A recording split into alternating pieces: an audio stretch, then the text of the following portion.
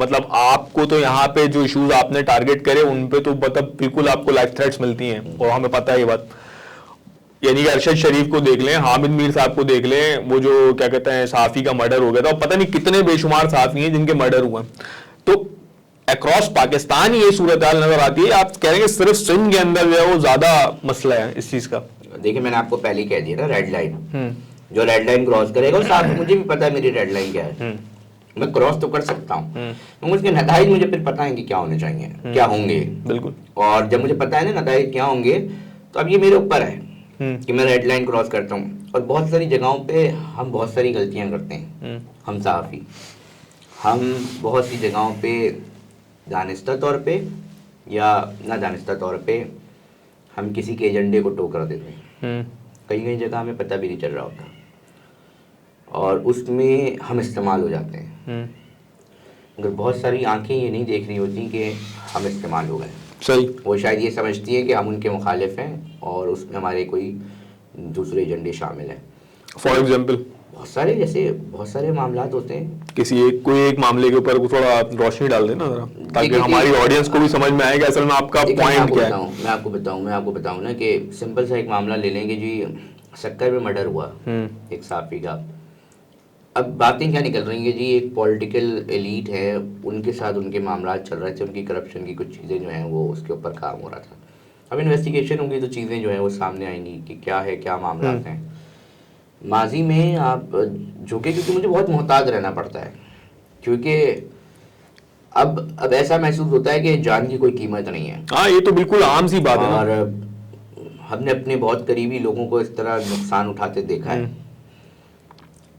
मतलब बहुत ऐसी कंडीशन है कि जिसके अंदर मुर्तज़ा बहुत देखभाल की चीज़ें करनी होती हैं, क्योंकि दुश्मन जो है वो सामने नहीं है। हाँ, एग्जैक्टली ऐसे ही आ रहा। और ऐसा दुश्मन जो आपको नज़र ही नहीं आ रहा, उससे बचना, शर से बचना बहुत ये मामूली बात नहीं होती। आपको ट्रेस करना बहुत आसान है। बिल्कुल ऐसे ही। को ट्रेस करना, उसको एक बड़ी खबर की कॉल करो, वो वहाँ पे ट्रेस हो जाएगा, आपसे ट्रैप हो जाएगा। ट्रेस करना बहुत आसान है। मैंने आपको बताया हम सिक्योरिटी लेके नहीं घूमते। फिर हमारे साथ यार हेल्थ इंश्योरेंस नहीं है। मतलब मैं तंजीमों से ये कहता हूँ कि यार हेल्थ इंश्योरेंस क्यों नहीं हुई अभी तक। कुछ इदारे दे रहे हैं हेल्थ इंश्योरेंस, मगर ये सहाफ़ी जो किरदार अदा कर रहा है सोसाइटी के अंदर एक इम्पोर्टेंट रोल प्ले कर रहा है ना भैया। बिल्कुल।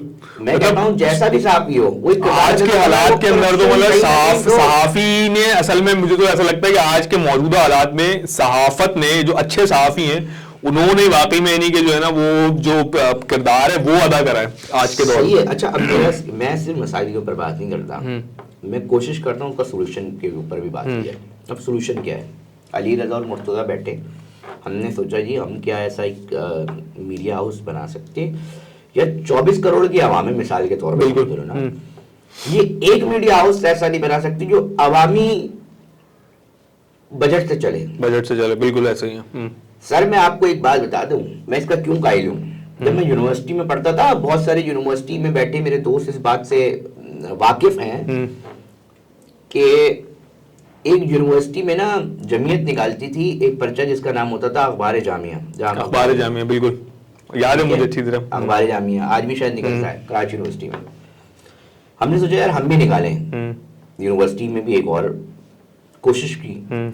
उसके लिए फाइनेंस की जरूरत होती थी। हाँ बिल्कुल ऐसे ही है भाई, पर्चा निकलेगा, एडिटर होगा, सेकंड ईयर के स्टूडेंट। तो मुर्तज़ा हमने वो ना उसकी कोशिश की।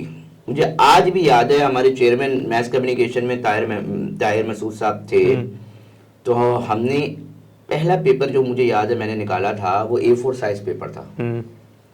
और A4 साइज में मैं कुछ नहीं करता था, वो मैं छोटी छोटी चीजें लिख देता था, इन्फॉर्मेशन लिख देता था और वो कर देता था और वो बांट देता था। सही, ठीक है, कुछ नहीं करता था। कुछ अरसा निकला तो लोगों ने फोन आए, एक रिस्पॉन्स आया। मेरा एक फीचर भी एक्सप्रेस ट्रिब्यून ने उस जमाने में सेकंड ईयर में याद है मैं उसमें था मैस कम्युनिकेशन में। तो उस जगह पर मैंने ये काम किया था कि अब जब मुझे पैसों की जरूरत होती तो लिटरली मैंने अखबार बना के मैं बेचता था। मैं स्टूडेंट्स के पास जाता था कि 10 रुपये में ये अखबार ले लो। सही। जब ये चीज़ इसके साथ साथ फिर मैंने एक सोचा कि एक कैंपेन मूव की जाए, 1 रुपये कैंपेन। तो मैंने कैंटीन में जाके एक बक्सा रखवाया और मैंने बोला जी मुझे आपसे सिर्फ 1 रुपया चाहिए। सही है। मैंने के स्टूडेंट से बोला मुझे सिर्फ 1 रुपया चाहिए। आप एक रोल खरीदते हैं, पेप्सी खरीदते हैं, बर्गर शर्गर कैंटीन के ऊपर, मुझे आप 1 रुपया देते हैं, मैं अपना ये काम करना चाह रहा हूँ। क्यों भाई? जो मैं थ्योरी कर रहा हूँ, अगर मैं वो थ्योरी प्रैक्टिकल नहीं कर पा रहा दौरान तालीम, तो मेरा फायदा क्या है? फायदा क्या है, बिल्कुल।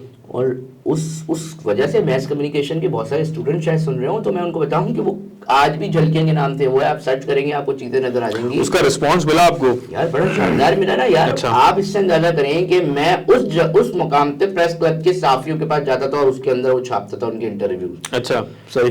तो मेरी उस वक्त की जो कनेक्शन होंगे वो आज किस लेवल पे होंगे? मतलब आज के वो एंकर्स मेरे दोस्त हैं जो कहीं अमेरिका बैठे हुए हैं, कोई लंदन बैठा हुआ है, या कोई आगे पीछे बैठा हुआ है। वो सहाफी, मतलब आपका स्टूडेंट अभी कहता है कि 4 साल मैं पढ़ूं, 4 साल पढ़ने के बाद फिर इंटर्नशिप करूं और फिर उसके एक कनेक्टिविटी, मैं तो फर्स्ट सेकंड ईयर से कनेक्टिविटी में आ गया ना प्रोफेशनल से। तो शायद यही वजह है कि मैं अपने बैच का शायद दूसरा या मतलब अपनी क्लास का अगर मैं मैथ्स कम्युनिकेशन की बात करूं, दूसरा या तीसरा लड़का होगा जो अपनी प्रोफेशनल फील्ड को कैरी किया हुआ है अब तक। कोई टीचिंग कर रहा है मैथ्स कम्युनिकेशन के बाद, कोई अब्बा का बिजनेस संभाल रहा है, कोई और काम कर रहा है। तो मामला ना लड़कियां जो है वो शादी होकर निकल गई। बिल्कुल। तो बात ये है कि निरिया के स्टूडेंट्स जो है उनमें यही वजूहत थी ना कि मैंने उसको ग्रैब कर लिया। आज भी मैं इस चीज की बात करता हूं कि शायद मुझे वो चीजें उतना फाइनेंशियल ग्रोथ नहीं मिली जो शायद मैं किसी और जगह पे करता तो मिल जाती, बट मैं सेटिस्फाई हूं क्योंकि मैंने वो किया जो मैं चाहता था, क्योंकि मेरा एडमिशन तो अप्लाइड केमिस्ट्री में हुआ था मुर्तजा।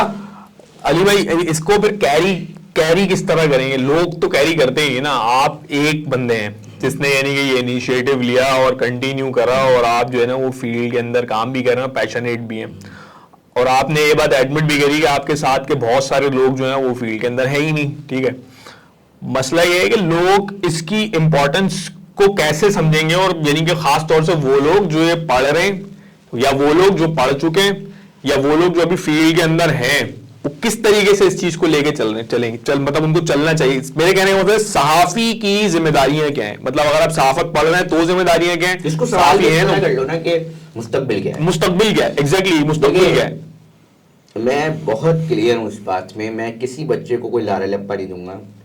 बहुत ही मुश्किल तरीन फील्ड है, मतलब 10 साल निकाल दो जिंदगी के धूप भी देखनी है कड़ी, बिल्कुल ऐसा ही है, सड़क पे मारे मारे घूमना है, उसके बाद भी कहीं चांस लग गया तो कहीं पहुंच गया, अदरवाइज निकल लिया, आपका काम उतर गया। ठीक है जी, एक बहुत ही थका देने वाली जॉब है ये, बिल्कुल रिस्क और टेंशनों से भरी पड़ी।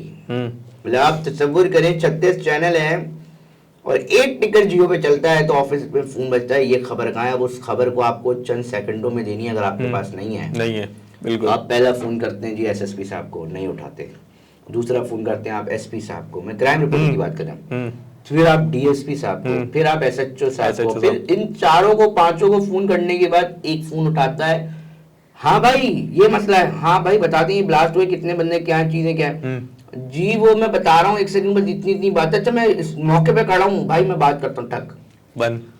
फिर आप ईजी को फोन मिलाते हैं, फिर आप चीपा को फोन मिलाते हैं कि अपडेट है, फिर कोई जवाब दे देता है, कोई नहीं, तो इस तरह आपके पास आती है, फिर आपकी वर्किंग, फिर आपको जाओ, फिर स्टोरी करो, 8 घंटे अपने लगाते हो तो एक खबर निकाल पाते हैं। बिल्कुल ऐसा ही है।